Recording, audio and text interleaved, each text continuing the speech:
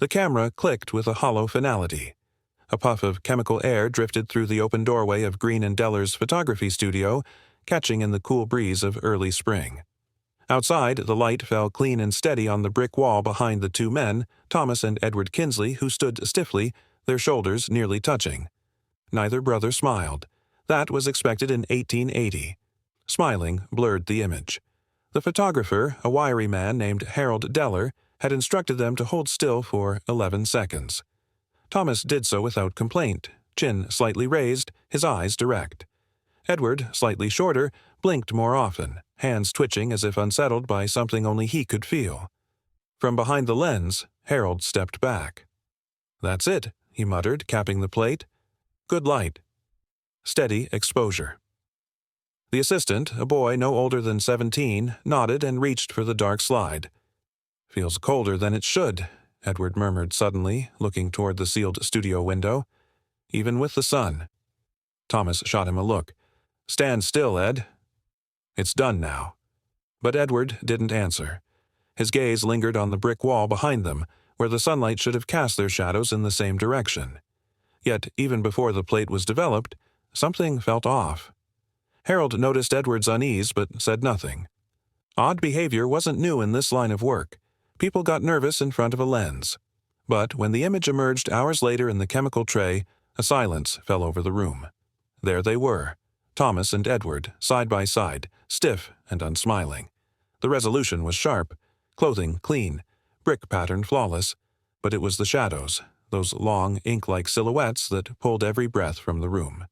Thomas's shadow stretched to the left, clean and clear along the wall. Edward's went right, equally sharp, equally real. Two shadows, two different directions. One light. Harold leaned closer, breath fogging the glass. He turned to his assistant. "Fetch Mr. Gibbons." Gibbons, the senior apprentice, came quickly. Then another. The plate was untouched. No scratches, no smears, no signs of overlay, tampering, or damage. The angle of light was consistent, the exposure uniform. Every test confirmed the impossible. "Maybe the glass warped," one whispered. "It didn't," Harold replied. "The plate's clean." Edward returned the next day. He took one look at the print and turned pale. "That's not right," he said. "That's not how it looked when we stood there." "You stood beside your brother?" Harold said quietly. "But your shadow didn't." Edward backed away. "Destroy it." But Harold hesitated. Destroy it? He had never seen anything like it before. He showed the print to the editor of the Almswick Herald, hoping for a second opinion. The editor, a solemn man named Mr. Bradbury, studied the image under lamplight for a long time before pushing it back. "This image is inconsistent," Bradbury said, voice tight. "I will not publish it. I suggest you do the same word still spread. It always did." By the end of the month, townspeople gathered in hushed clusters outside Green and Deller, whispering of strange things. Some said the Kinsley boys had always been odd, that they paused at crossroads, that they turned in different directions when someone called their name. Others remembered their father, a church bell ringer who had died 2 winters ago. Quiet man, strange habits. Edward, they said, had never been right since. Still, Thomas came to the studio days later, calm and composed. He asked for a second print. "You're sure?" Harold asked. Thomas nodded. "It's real." Whatever it means, Edward never returned. Instead, rumors followed.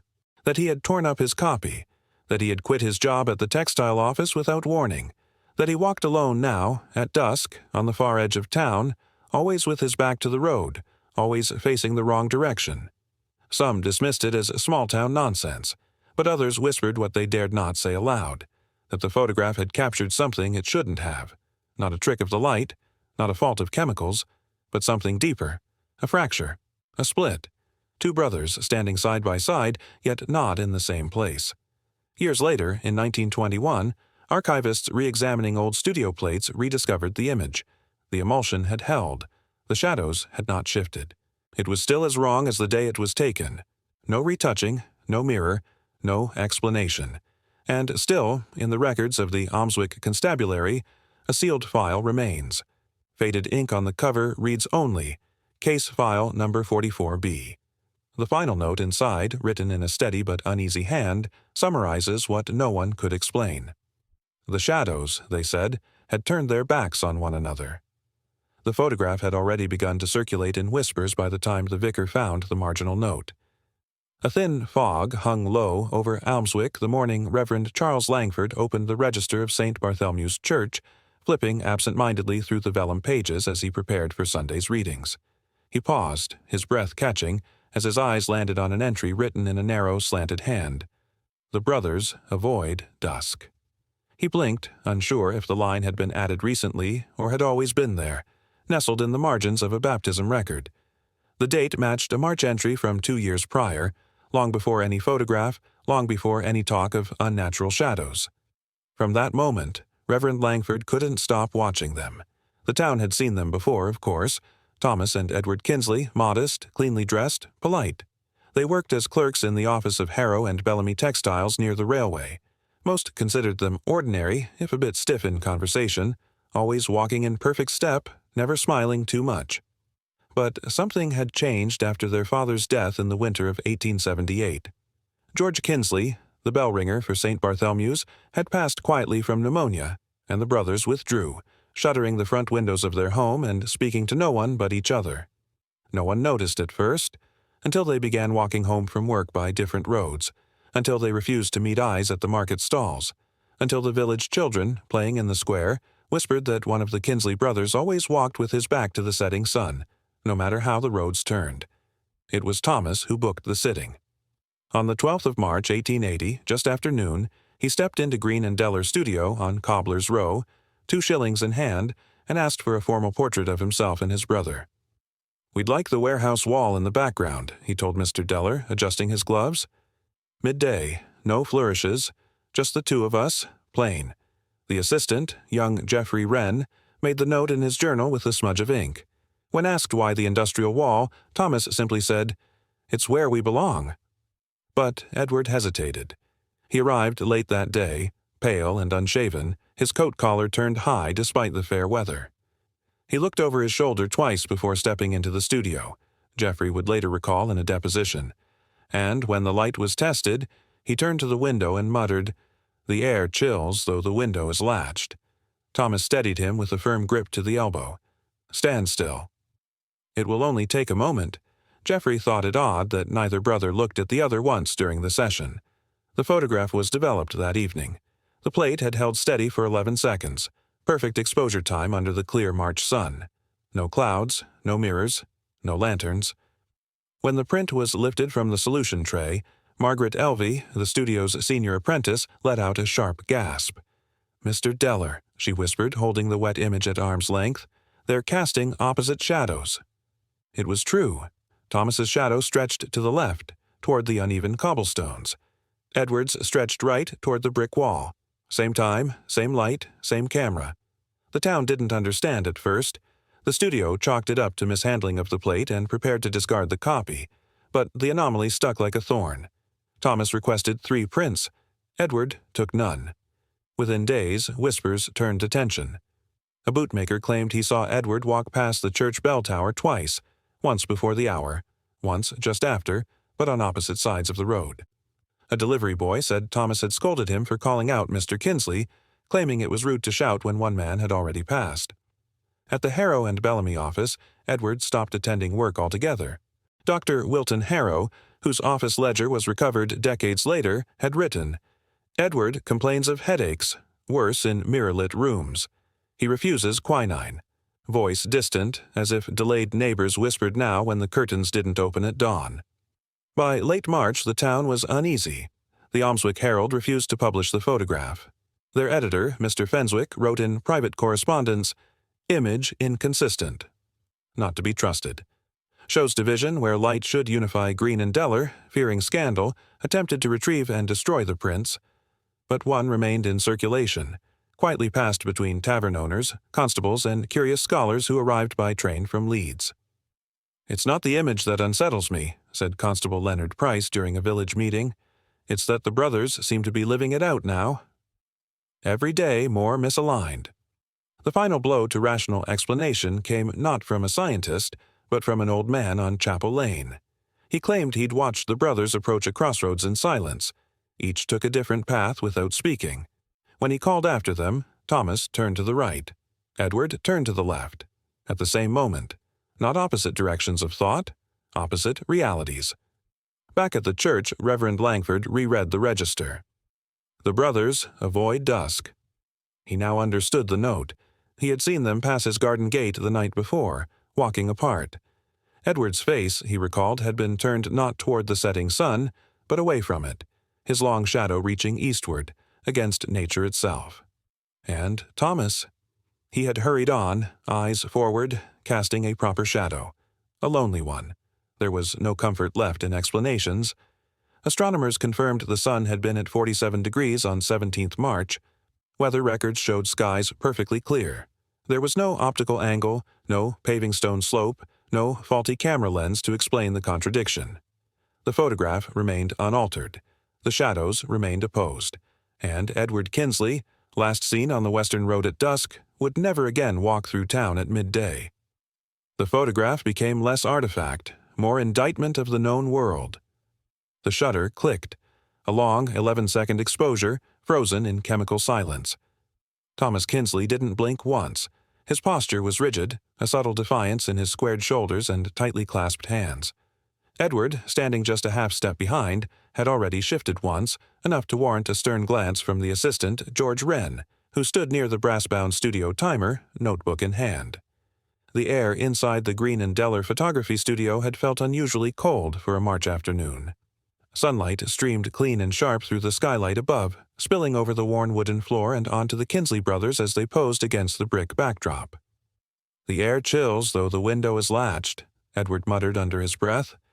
George jotted it down automatically, then hesitated, pen hovering. Something about the way Edward said it, low, detached, more observation than complaint, unsettled him. He glanced up. Edward wasn't looking at the lens. He was looking toward the edge of the room, as if expecting something to move in the shadows. Thomas didn't acknowledge his brother's discomfort. He stood perfectly still, chin slightly raised. "Steady yourself," he said quietly without turning. George reset the timer and gave the nod. When the exposure was finished, George stepped forward and gently escorted the brothers from the backdrop. The collodion plate, still wet and light-sensitive, was rushed to the darkroom under a red shroud. Behind the velvet curtain, the apprentices, Samuel Cook, Peter Alwyn, and Henry Flagg, began the careful process of developing the image. Sealed wax marked the plate's edges. Chain of custody was never broken. Outside the darkroom, Edward stood with his back to the window, arms crossed tightly. "They're whispering," he said suddenly. George frowned. "Who?" Edward didn't answer. Within the hour, the first contact print emerged, damp, silvery, and strange. George stared at it for a long moment. Then he called in Mr. Deller. The studio owner arrived, took the print in his gloved hands, and narrowed his eyes. "The shadows," he whispered. On the photograph, Thomas's shadow fell to the left, Edward's to the right. The brothers had stood side by side. The lighting had been direct. No mirrors, no diffusers, no secondary glass. "There's no way," Deller muttered. "This is a clean shot." The apprentices confirmed it. 3 signatures on the lab log. 3 witnesses to the plate's integrity. By the following day, 6 more prints had been made, each bearing the same contradiction. Green and Deller quietly stored them in the studio's lower drawers, marking the envelope 17M discrepant. They didn't contact the brothers, but word spread. One print, perhaps unintentionally, perhaps not, was handed to the town bookbinder's son, who carried it to the local pub, where it was passed around by candlelight. "They're reversed," someone whispered. "It's like sin cast the light backward." By the week's end, Thomas returned to the studio alone. He asked to purchase all prints and negatives. "You can't," Deller told him plainly. "The studio retains negatives by law." Thomas said nothing more. He left behind 2 shillings and requested 1 copy for personal use. That same evening, George Wren found the purchased print torn and stuffed into the refuse bin behind the bakery near Miller Street. The edges were frayed, 1 corner was scorched. Edward didn't return at all. He also stopped showing up for work. At the textile office on Glover's Row, his supervisor, Mr. Beecham, made note of the absence in the ledgers, and after 3 days sent a boy to check the Kinsley home. No one answered. The windows were shuttered, the mailbox untouched. By the second week of April, whispers in Almswick grew darker.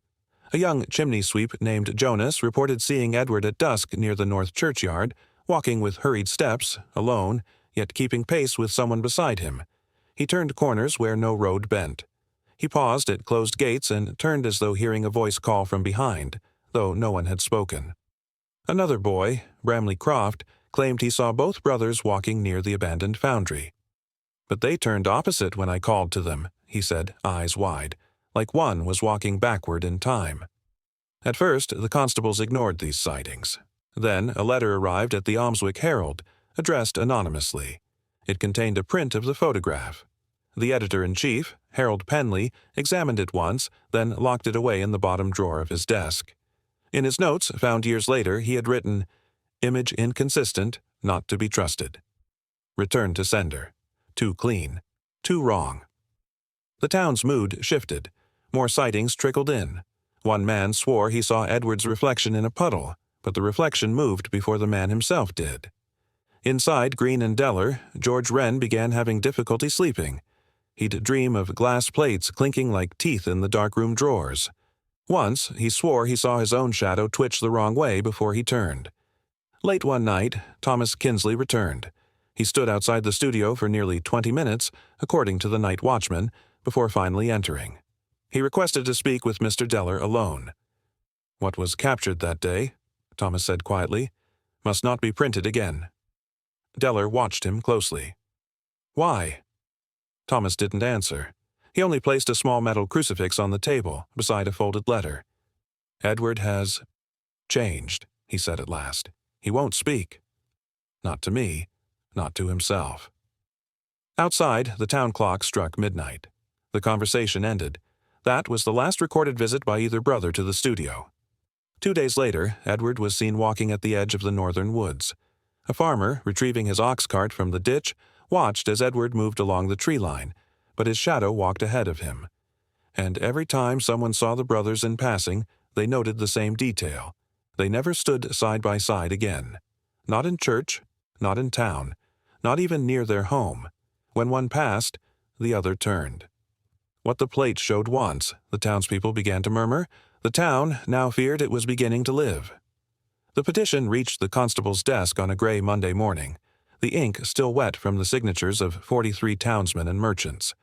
Inside Almswick Constabulary, Sergeant Philip Gorin skimmed the parchment with furrowed brows, his thumb tapping a steady rhythm against the edge of his desk. The heading read, "Petition for formal inquiry into the Kinsley photograph. Case of apparent optical contradiction." No one wanted to say unnatural in writing, but the fear was there, scratched beneath polite phrases like public concern, spiritual unrest, and distrust in common sense. Within hours, Case File 44B was opened. The original plate and contact prints were secured in a locked cabinet under the station's main records room, behind an iron door rarely disturbed. Constable Aldridge escorted the package with the awkwardness of a man carrying something far more dangerous than glass. When he slid the box into storage, he muttered, "This ain't a plate. It's a challenge." By the end of the week, a sealed duplicate was dispatched by rail to the Royal College of Optics, Canterbury Division. The package arrived under rain and fog, delivered to the care of Professor Lionel Arkwright, a thin man with pale fingers and eyes that never blinked when he spoke. In his study, beneath the mounted diagrams of lenses and prisms, he examined the photograph by gaslight, rotating it slowly on a steel-point compass. When he finally spoke, it was to his assistant, Jory. 92 degrees apart. Not 90, not 95. Exactly 92. No lens I know can bend light like this. He wrote a letter that evening, his fountain pen gliding over cream parchment with methodical care. No reflection, prism, nor lantern of current. Construction can effect this. It was signed, sealed, and returned with the photograph before dawn. Meanwhile, in Almswick, the medical society met behind thick oak doors. Dr. Marcus Layton presided, but it was young Dr. Harland who introduced the idea. A perceptual fracture, perhaps the brothers believed themselves reversed, and the camera obeyed their belief. It was Dr. Edwin Stannard, the town chemist, who interrupted him, shaking his head. "The plate perceives not illusion," he said coldly. "It writes light alone." Stannard's own tests confirmed this. He boiled distilled water, weighed silver nitrate crystals on his scale, and exposed a fresh collodion plate to control conditions. No trace of emulsion corruption. No chemical reversal. The elements were pure.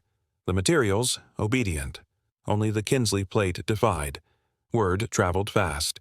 Soon, the Museum of Mechanical Arts requested access to the image. Archivist Henry Mallory examined it under magnified glass, comparing it to known photographic anomalies.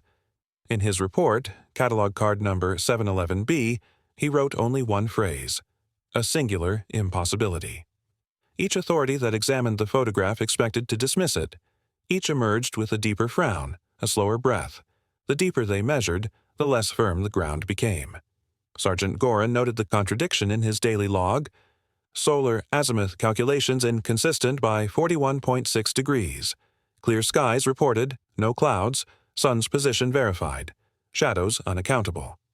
But perhaps more unsettling were the witness statements, which refused to resolve into error. Margaret Elvey, the studio's cleaner, insisted the sun was full and clear. They both faced forward. No tricks. Her hands shook as she signed the statement. Back at the Kinsley house, the brothers had drawn curtains across every window. For weeks, Thomas walked alone to fetch coal or bread, his coat pulled tight regardless of temperature. His eyes shifted quickly from faces, and when greeted, he answered in half words, always glancing at the ground behind him. Edward, once a fixture at St. Bartholomew's, no longer appeared at service. Reverend Cartwright noted it during the Sunday sermon but offered no judgment. In truth, he had seen Edward standing on the church's northern hill weeks prior, staring into the fog at dusk, unmoving. The townspeople talked, of course, first in whispers, then in mutters. At the butcher's counter, at the mill's back gates, some claimed the brothers no longer passed each other in the street. Others swore they'd seen Thomas walking west while Edward walked east, on the same path, at the same hour. By September, something had changed in the air. The photograph had taken on weight, not of physical mass but of presence. It was no longer a curiosity, it was an indictment. It proved something no one could name and no one wanted to face. Thomas's gait grew faster, his face drawn. Shopkeepers said he spoke to himself in soft tones. "Just hold still, Ed." Just once, one overheard. "It's only the sun." Only the sun. In October, rumors spread that copies had leaked to fringe publications. The Lantern of the Vale, Unbound Testimonies, and Mirror's Grief printed low-ink reproductions under aliases. None dared name the town. But the stories followed, of shadow doubling, of men turning opposite when their name was called, of photographs capturing truths the soul could not bear. The authorities said nothing publicly. They had no conclusion to share. The file remained open, untouched. Scholars stopped answering letters about it. Even Sergeant Gorin, once a firm man, started leaving work before sunset. In his final note, scrawled in ink and tucked into the back of the case folder, he wrote, "The higher the scrutiny, the deeper the contradiction set its roots." The photograph had already begun to haunt those who saw it. At the center of Green and Deller's studio, 3 copies lay side by side, 1 original plate and 2 contact prints, each showing the same impossible sight. Thomas Kinsley's shadow angled sharply left, Edward's shadow jutting right. The light on their faces was even, the sun's direction unambiguous. Yet the shadows contradicted everything known about light, time, and geometry. In the cramped office above the studio, Edwin Larch, a local surveyor known for his meticulous temperament, stood with his arms folded, studying the prints laid out beneath an oil lamp. His fingers trembled as he adjusted his spectacles. "There's no lens distortion," he murmured. "No glass curvature. No misalignment in contour. This isn't photographic error." Beside him, Robert Deller pressed a hand to his brow. "Then what is it?" he whispered. "If not the fault of equipment or of man?" Larch didn't answer. His gaze remained fixed on the shadows, his breath shallow. After a pause, he stepped back, muttering, "It breaks every law I've measured." Theories began to pour in. The first came from rational minds, those determined to rescue the moment from mystery. They proposed a misaligned double exposure, a rare but plausible mistake. Yet when a group of photographic apprentices examined the negatives, they found no trace of overlaid emulsion, no blurred edge or repeated form. The exposure had been clean, uninterrupted. The brothers' figures stood solid, undistorted.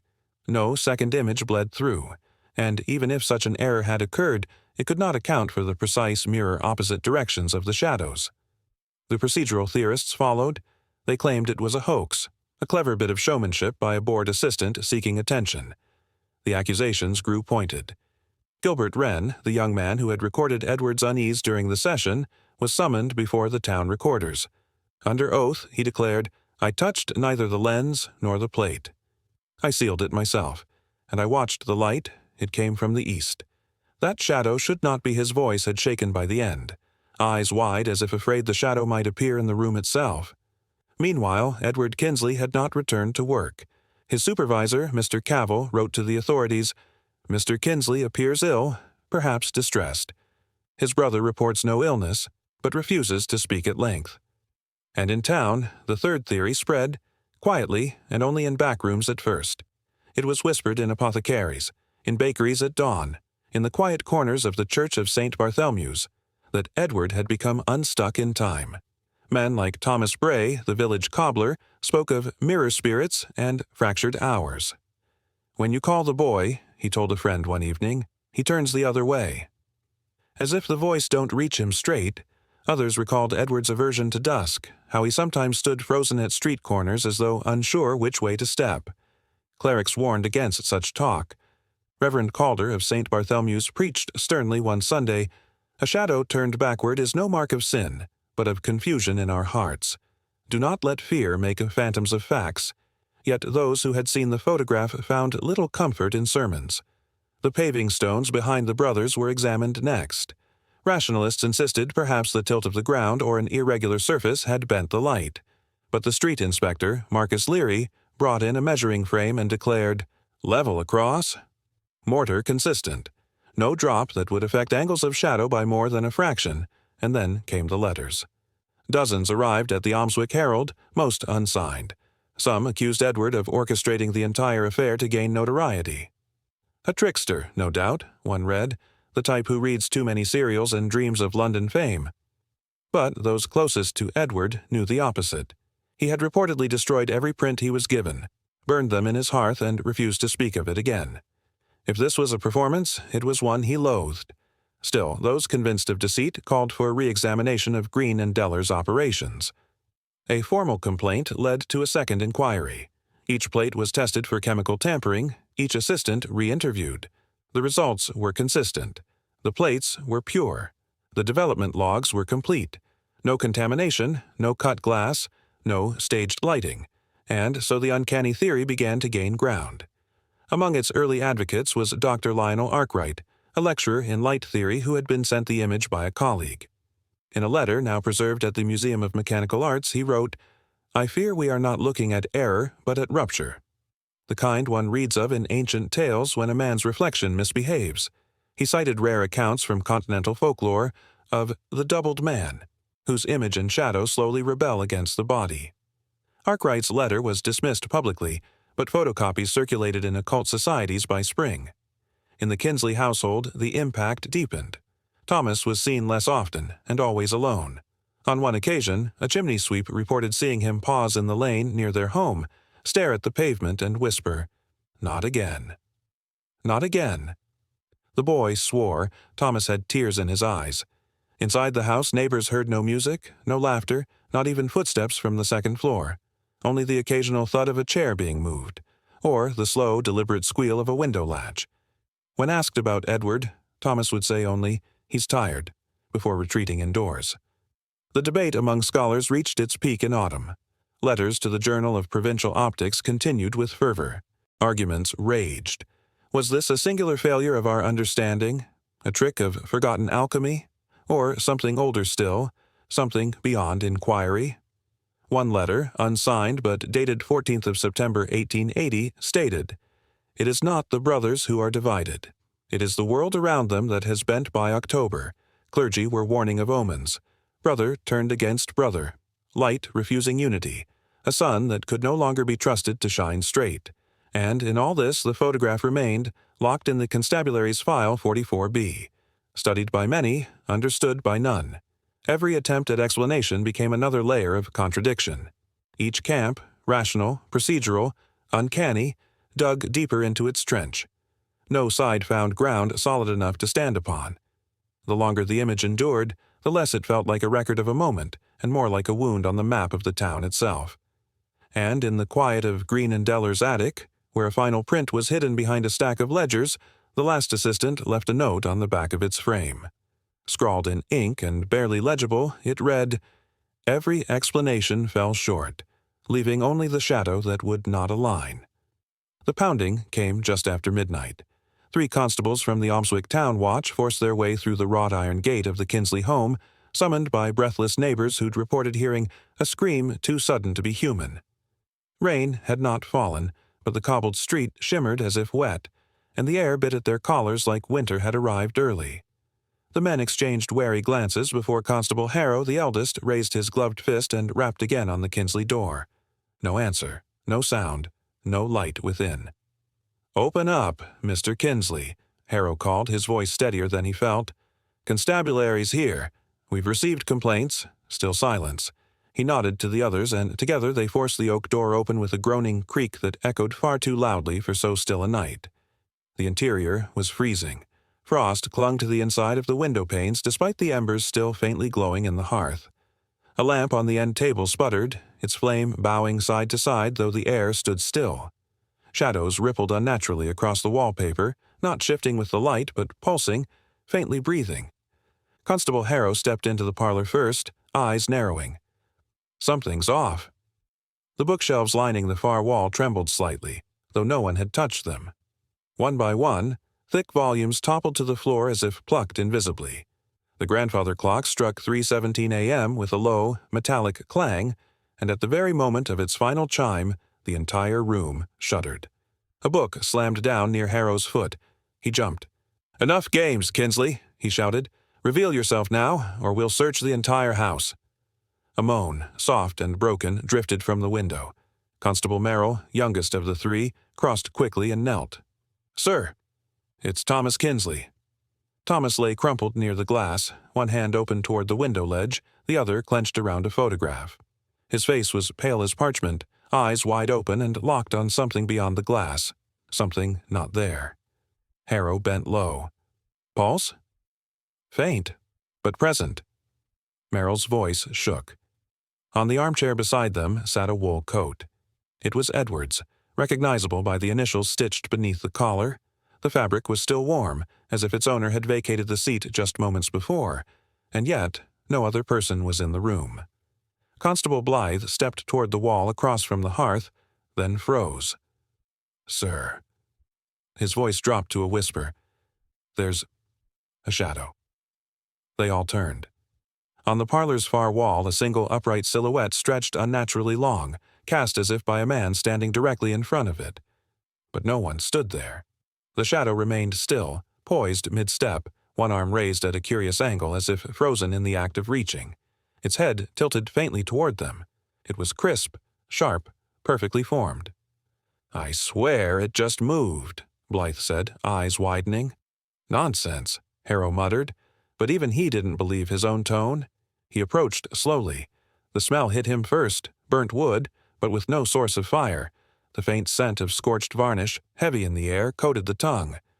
The mirror above the fireplace cracked with a sharp ping, a single jagged line racing across its center before glass began to fall in shivering pieces to the rug below. The room lit up for a blink, a flicker like heat lightning, and then darkened again. The hearth roared suddenly, flames leaping high for a moment before settling back down into a quiet flicker. Then the shadow lifted its hand. Not a trick of light, not a flicker, not a passing figure outside. The shape's arm rose, visibly, unmistakably, as if obeying a will separate from nature. All 3 constables stumbled backward at once. Outside, the clouds had cleared. Stars sparkled and moonlight should have lit the room. But when they turned to the windows, they saw only black glass. Not darkness, blackness, a complete absence of reflection or light, as if the house had been severed from the outside world. Blythe crossed himself. Merrill, still by Thomas's side, touched the man's shoulder. "Mr. Kinsley, can you hear me?" No answer. Thomas's mouth opened slightly. A rasp escaped, something between breath and word. The photograph in his hand fell to the floor, landing face up. It was the studio image, the one everyone had whispered about. Thomas and Edward, shoulder to shoulder, and their shadows still facing opposite directions. Merrill picked it up. He turned it over. On the back, in smeared ink, were 5 words, trembling as if written in haste: "He walked the wrong way." A scraping sound turned their attention to the hallway. Footsteps, no heavier than bare feet, crossed the upper floor. Yet Edward Kinsley was never found. Despite a full search, no trace of him remained, no boot prints, no belongings, no sign of escape. Only his coat, still warm, only his chair, undisturbed, and the shadow, frozen against geometry itself. By dawn, the house was sealed by order of the constabulary. Curtains were nailed across every window. No one from town dared step inside again. The final entry in Case File 44B was brief. Harrow's handwriting shook as he signed it. Shadow faced the wrong way still. Disclaimer: the story you just watched is fictional. It highlights themes of mystery, the supernatural, and the unexplained oddities that blur the line between reality and imagination. Its purpose is to raise awareness, spark curiosity, and inspire reflection on the unknown and the power of storytelling.